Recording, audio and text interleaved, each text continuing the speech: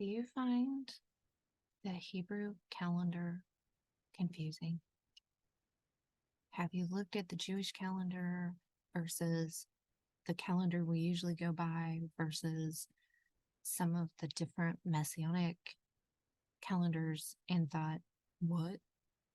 And why aren't Easter and Passover at the same time every year? If so, I think you might be in the right place. Hi, I'm Dawnita, prairie-trail.com. We're connecting old legends, prophecies, and mythologies with what's happening today and what we can do to start living more sustainably.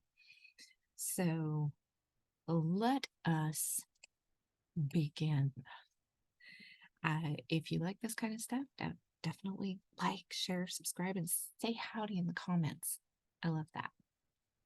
Let's see, share screen.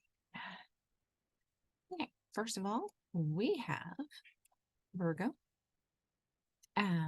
Not the astrology thing, but the constellation. I've got this book, Star Chronicles, Bible-based study of the stars. You can get the color. The book is available on Amazon, and the coloring book.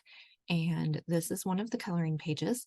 And but if you would like the coloring book for free, you can get it over at prairie-trail.com. Anyway, I made more modest pictures than what the Greek and Roman stuff was, for obvious reasons.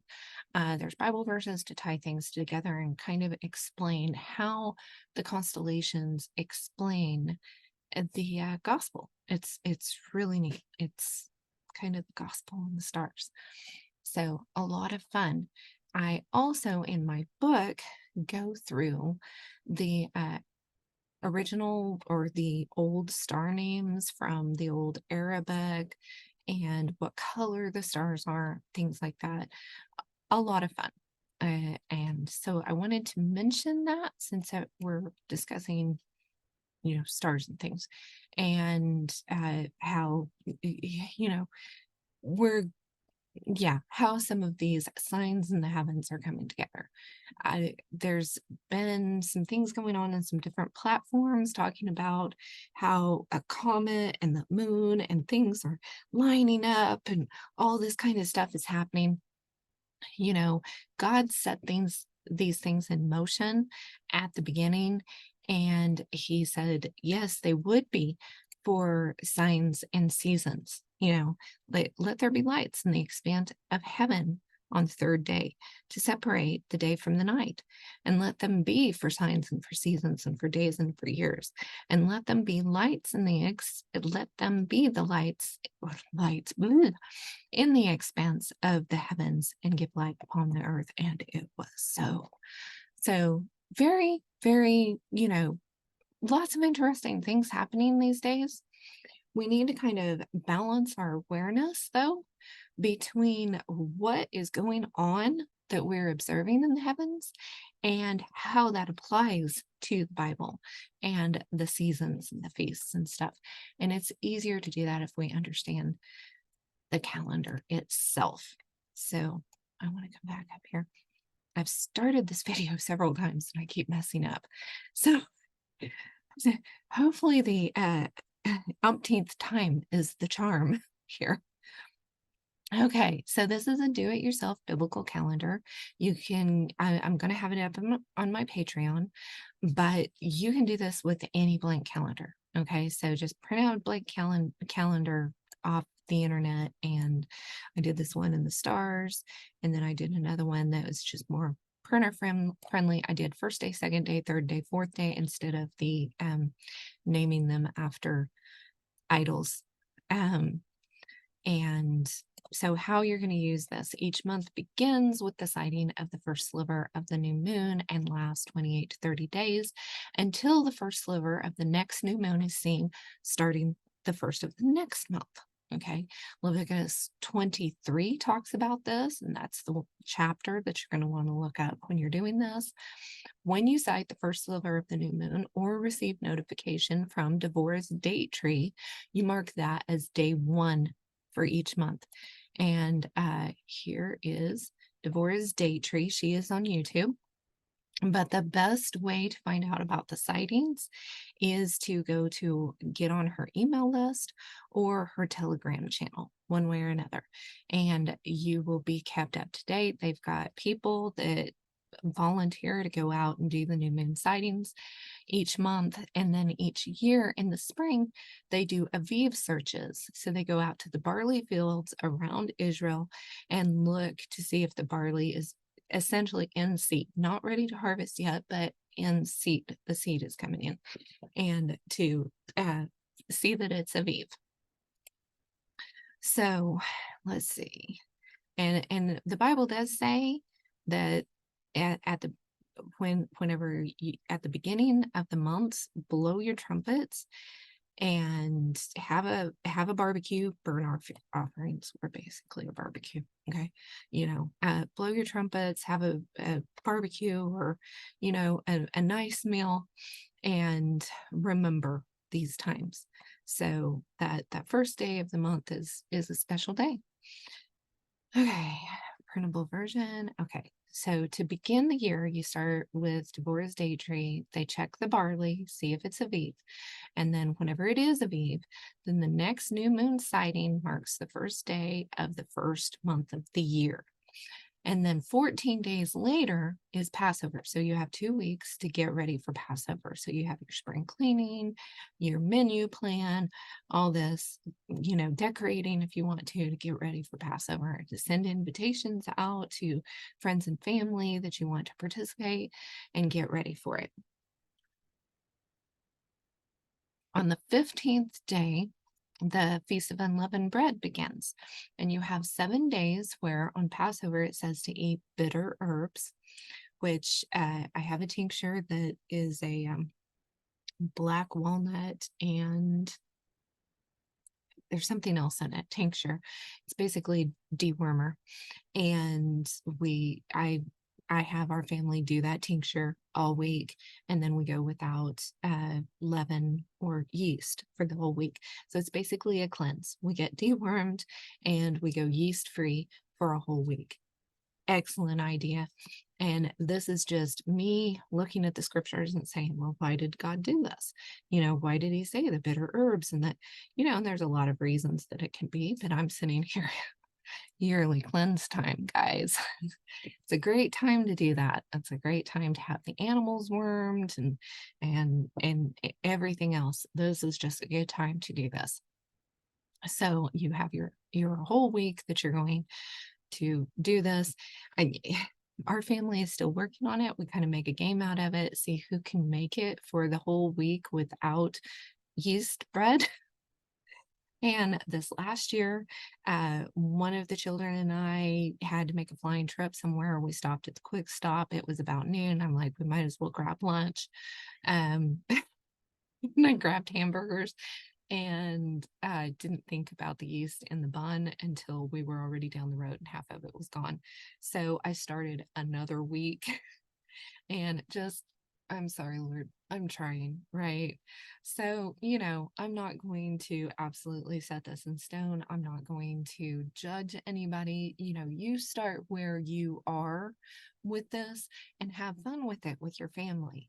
And if you can get it to where you can remember when you go out, not to eat yeast bread, then points. I was having a hard time. So anyway, and then the Feast of First Fruits begins the day after the Sabbath, after Passover. So the first Sunday after Passover, unless Passover's on a Saturday, is the day of first fruits. So I'll show it to you in a minute.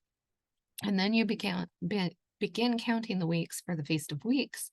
And on the Feast of First Fruits on that Sunday, and you go for 7 weeks, it's 49 days. And on the 50th day is Shavuot, Pentecost, which is also on a Sunday, first day of week, and on these usually about the second week of the third month. And like I said, I will show you. So I have a sample calendar here, and this very well might be about the way it was on the day that are on the year that Yeshua was crucified. Let me see if I can pull this up just a little bit closer for you to see. Okay. So we cite the barley is Aviv. Okay. It's the fields have been checked and we know that the barley is in seed. It's starting to get to a point where it's going to be ready to harvest. Okay. So it's in seed. It's not just grass anymore, right? So, and then the new moon has been sighted. So we have the first day of that first month of the year. When we count our 14 days, this is Passover. Okay. And then we have the Feast of Unleavened Bread the day after. And then the Sunday, the first day of the week after the Sabbath, after that is the day of first fruits. And you can kind of see where the Lord, he was crucified, Passover lamb. The next day was a Sabbath. It was the Feast of Unleavened Bread, which is a Sabbath. It's not the Sabbath day, but is a Sabbath. Okay. And then the day after the Sabbath, in the early of the morning, the ladies went to the tomb to go do their thing and found that it was empty. The first fruits had risen already, right? So we had 1 night, 2 nights, 3 nights, and then we had 1 day, 2 days, and 3 days. And he said he would be 3 days and 3 nights. There you go. It fits, right? So we're going to count from the day of first fruits. The counting of the weeks begins. So we have week 1, week 2, go in here, week 3, week 4, week 5, week 6, pull it over here, and then we have week 7, and then we have the day of Pentecost. Okay, so this is a fun time. I have a Bible study on the counting of weeks. I also have a study on the preparation for Passover. So, if you're interested, leave a comment below or check out the website. And it's a lot of fun to kind of keep track of this stuff and find out, okay, what was happening with the disciples and stuff at this time. It's just, it's an amazing study to do. Okay, and then we go to the fall feast. And the fall feast, the new moon sighting of the 7th month marks the Feast of Trumpets. And this Psalm 81:3. And this is the day that Jesus talked about that is the day that no man knows the day or the hour. It's a special feast. It's the beginning of the month, and nobody knows until you sight the new moon, because the month can be between 29 and 30 days or 28 and 39 days. So you start looking for that new moon on that 28th day, but it may be a couple of days. You don't know for sure which day it's going to be. You have a general idea of when it's going to be, but not the exact day or hour. So they blow the trumpets, everybody goes in, they change their clothes into white garments, and they have a meal. And this is practice for the resurrection. And when the trumpet of the Lord shall sound, and time shall be no more, right? And he comes and gets us. So this is an exciting time. And very likely the day that Yeshua was born to begin with. He would have been somewhere in here, but it could have been the Feast of Trumpets. It could have been somewhere in the fall feasts anyway. And then the 10th day of the 7th month is the Day of Atonement. So you have this first day, 10 days later is the Day of Atonement, which is a day of fasting. And then the Feast of Booths or Tabernacles begins on the 15th day, 5 days after the Day of Atonement is the 15th day of the 7th month. So all in the 7th month here, we have trumpets, atonement, and tabernacles. Okay, so we'll go back up here, 7th month, trumpets, and I didn't put it in here. The 10th day would be atonement, so you can write that in there. and then I'll fix that. I have fixed this so many times, and I'm not going to stop this video to fix it. So this will be atonement. And then 5 days after that begins tabernacles. So I will fix that and I will write those in there. So if you get on the Patreon and you find this, then that will be in there. But if you want to make your own, screenshot this and do your thing and get that. But that's where those will go. Okay. And then we have the winter celebrations. We have the Feast of Dedication, which is the 25th day of the 9th month. And we have to realize that septa means 7, September. Octave means 8, October. November is 9. And Deca, December is 10. Okay. So on the 25th day of the 9th month, which usually is like end of November, beginning of December. It'll be somewhere in there. So we have the 9th month, we cite the new moon, and then the 25th day begins the Feast of Dedication, which is in the book of Maccabees, Maccabees 1, and which used to be in the Bible. Okay. So whether or not it's canon, I'm not going to argue with anybody, but it is biblical history, whether you consider it canon part of the Bible or not. I think it's still in the Catholic Bibles. If somebody is Catholic, leave a comment below and let me know if it's in there. I think it's part of the Apocrypha. It might not be, but anyway, they're good books, neat read. Skywatch TV has a whole set of the Book of Enoch, Jubilees, the Maccabees. They've got a nice library set of these extra biblical books that are a lot of them are quoted in scripture. And the Feast of Dedication, should have put John chapter 10. Jesus went to Solomon's temple on the Feast of Dedication, so he even observed it. Okay, so if you don't want to, that's fine.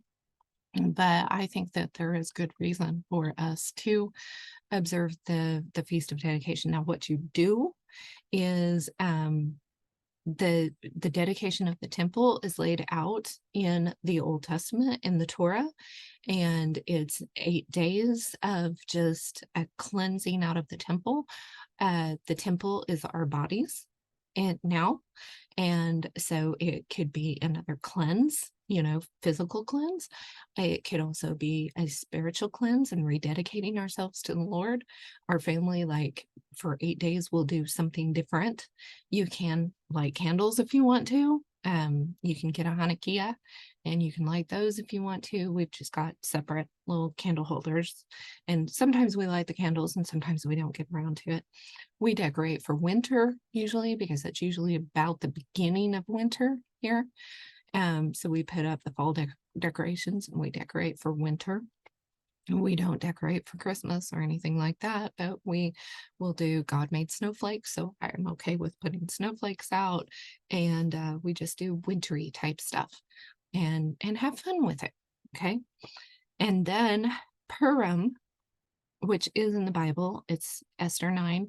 And I know I've had somebody comment that Esther shouldn't be in the Bible and Purim's pagan, and I don't see good reason for that.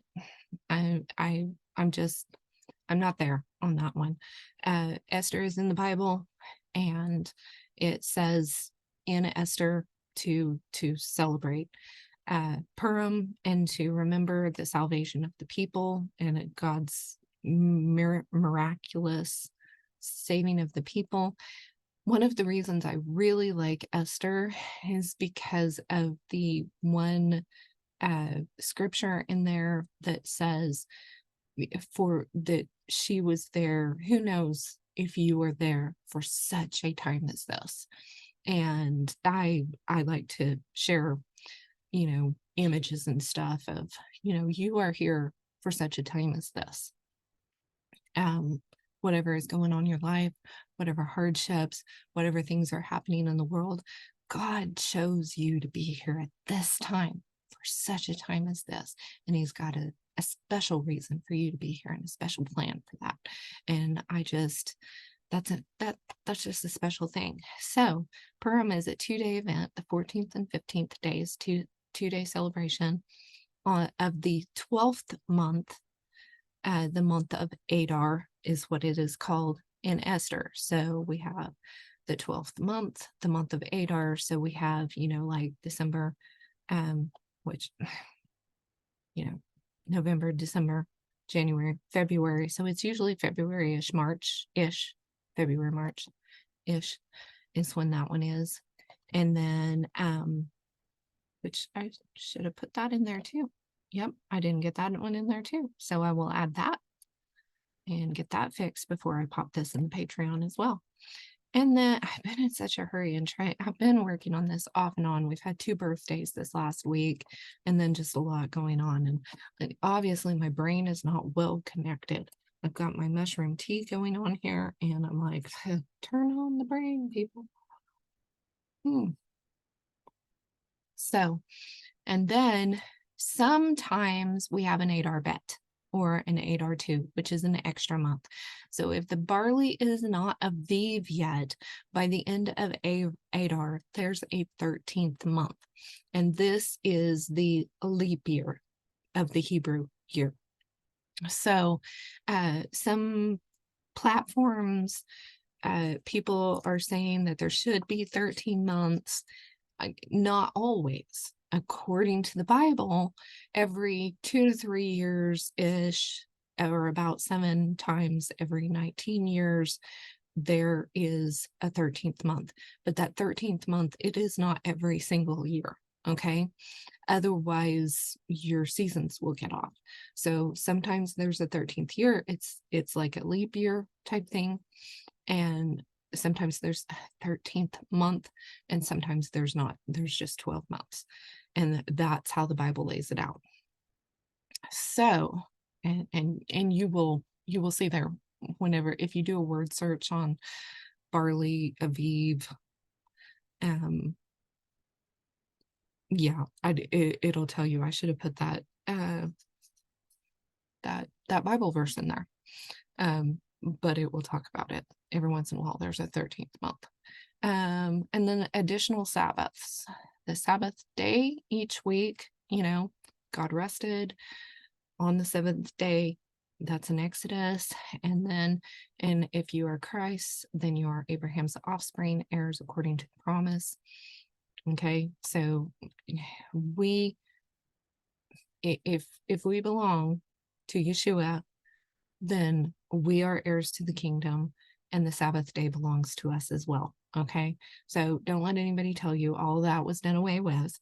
No, these are promises. These are things we get to do.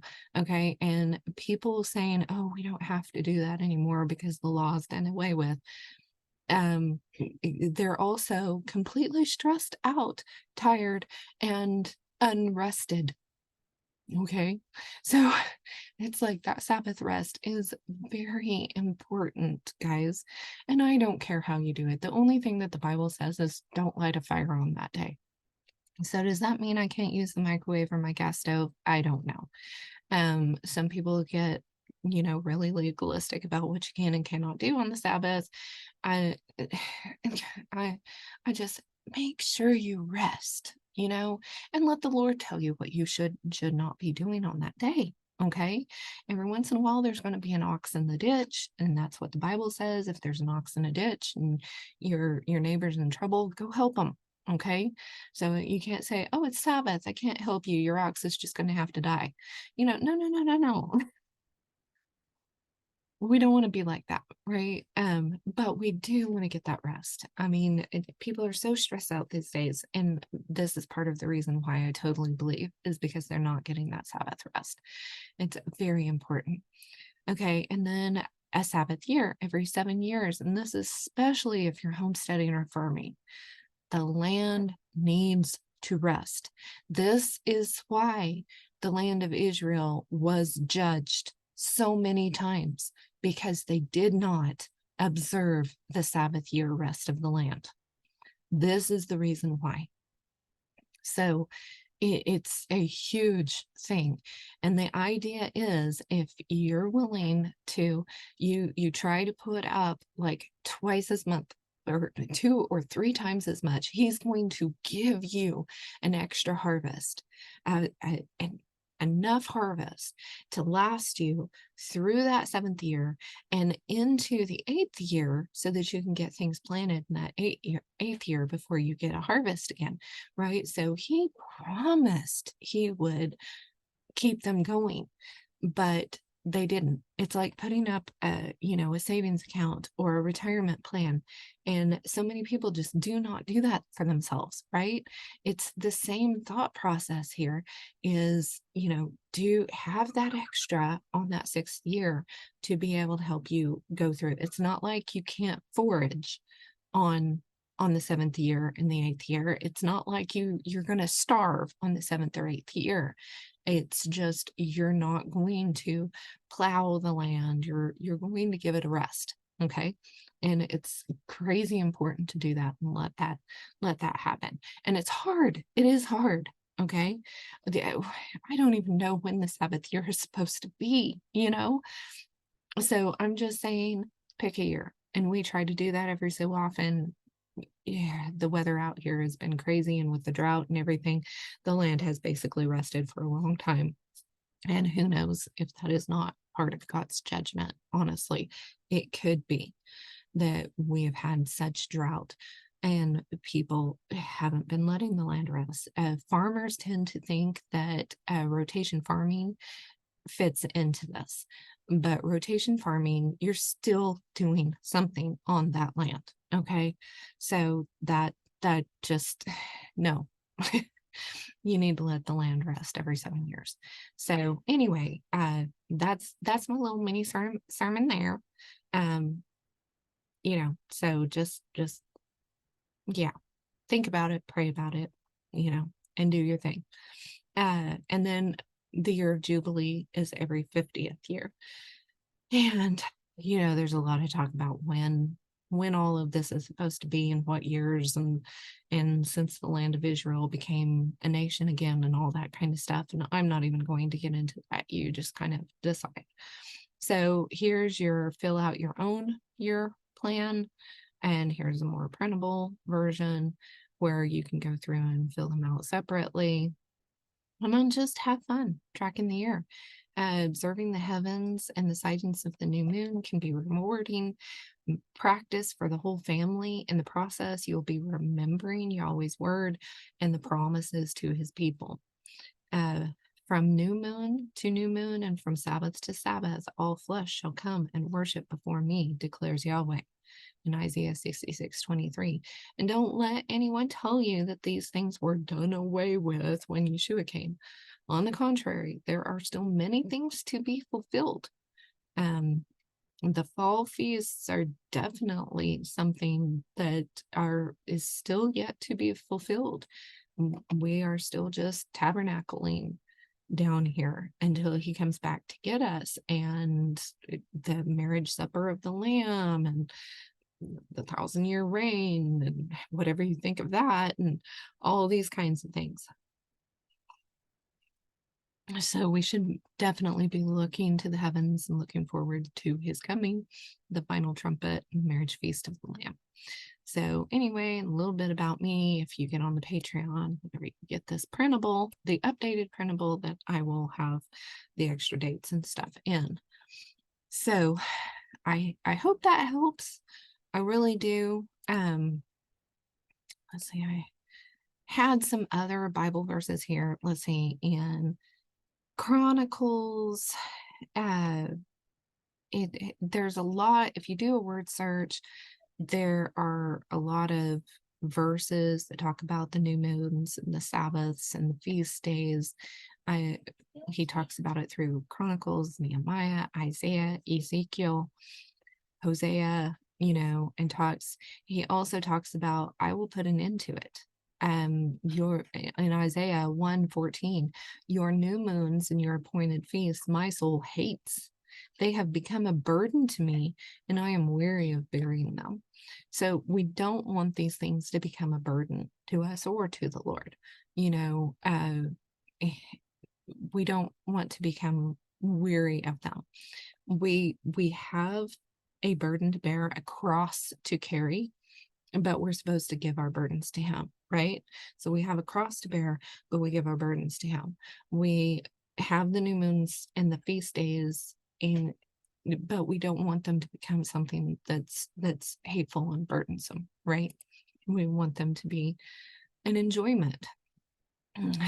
So they're called Leviticus 23:4. These are the appointed feasts of the Lord, the holy convocations, which you shall proclaim at the time appointed for them. So they're special days. And then in the New Testament, let's see. Yeah. Yeah.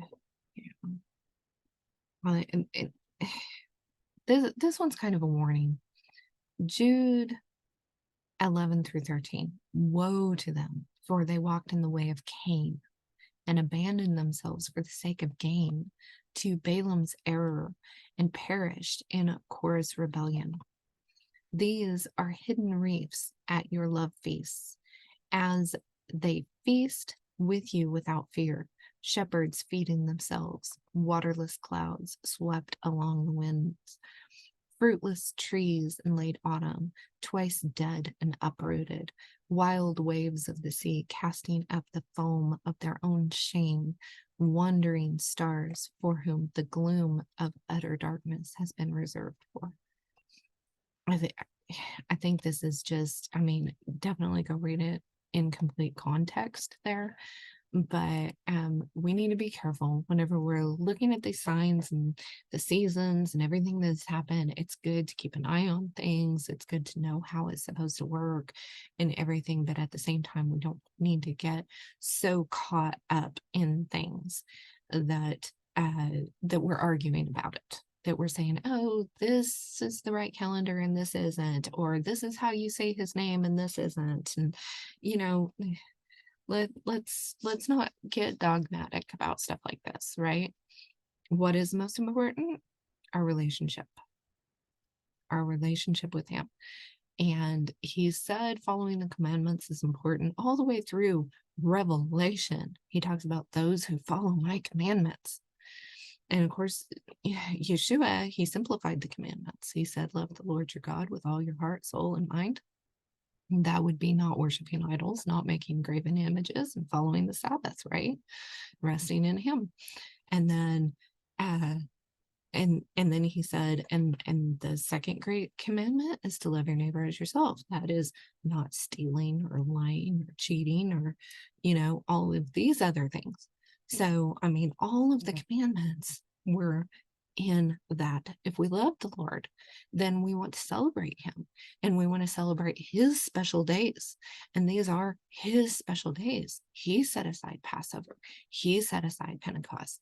He set aside first fruits and trumpets and tabernacles. He set aside those special days. And he did them for a specific reason, to look to things into the future, to remember the miracles that he gave in the past, that he performed in the past, and what he has got in store for us whenever we get to be with him. So that's why it's important. That's why we need to kind of keep a balance there and not be judgmental or anything else to each other, and just study these things out and help each other understand, right? So I hope this was helpful. I will have a link to my Patreon if you're interested in this particular calendar. And like I said, if you would like the free coloring book, pop over to prairiedusttrail.com. We've also got the magazine, the Prairie Dust Trail magazine. If you're interested in that, want to learn more about homesteading, homeschooling, all the fun things. It's been a really fun magazine, and I am just continually amazed and excited about all the contributors that we've got coming into that magazine. This last one, we had Israel Wayne did an article for the magazine, plus it had so much great information. So if you started homeschooling and you haven't got that magazine, the this summer magazine was based on homeschooling. The theme was for homeschooling. The fall magazine is going to be passing on traditions, will be the theme for that one here in 2023. And each season will have a different theme. And anyway, I invite you to do that. And if you're interested in the book, then like I said, it's on Amazon. I think there's a link around here somewhere for that too, or on my website. So anyway, remember, you can make it through the dust storms of life with God's divine help. Bye-bye.